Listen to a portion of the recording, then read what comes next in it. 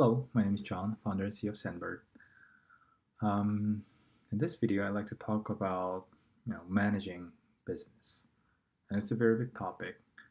But when I meet with some of the other entrepreneurs or founders, they tend to ask questions like, "Hey, what is the most important thing in starting a new business? Is it the idea? Is it the business model? Those kind of things, or is it the team?" I have a framework that I like to call 2PM. Basically, people, product, market, money. So two P's and two M's. And I like to visualize it in a way you're juggling four balls. Although I don't really know how to juggle, maybe I should learn someday. But basically, you're constantly trying to figure out and focusing on solving problems while you're juggling these four balls. To give you an example, so market, you always start with the market. You try to figure out what's a problem that's significant enough or you really resonate with that you want to solve within the market. That's sort of like how you start with your vision. This could be a single customer or it could be a general market you're trying to go after, but that's where the problem exists. Now comes your product. The product is literally a solution to the problem that exists in that customer or that market.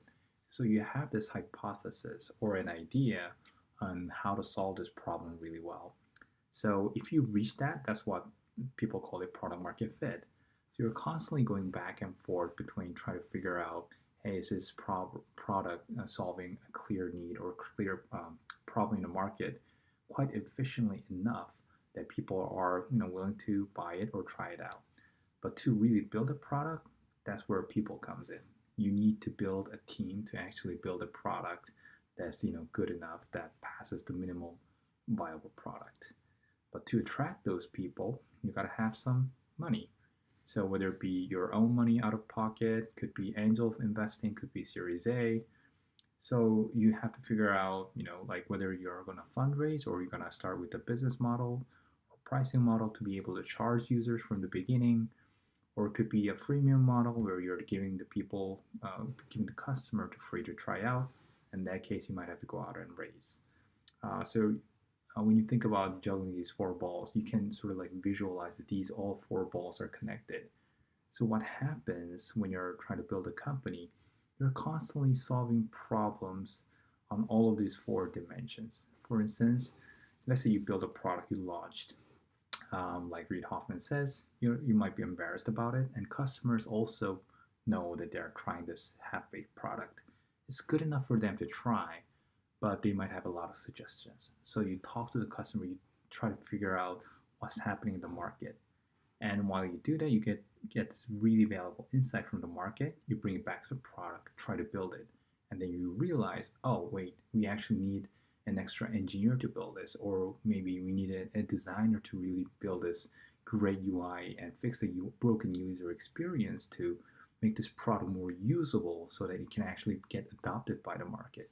Or maybe you need a marketing guy who can really position this well, etc.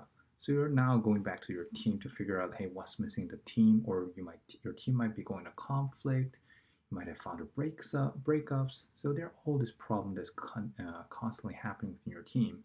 And as the time goes, your runway gets shortened. You start to run out of money. So that's when you go out and try to fundraise from your families and friends, other angel investors, go through an accelerator, do demo day, and then it's going back to that problem again. So the more product you build, the more team you have, you might want to really build that growth. Then you go back to the market, try to figure out a go-to-market strategy.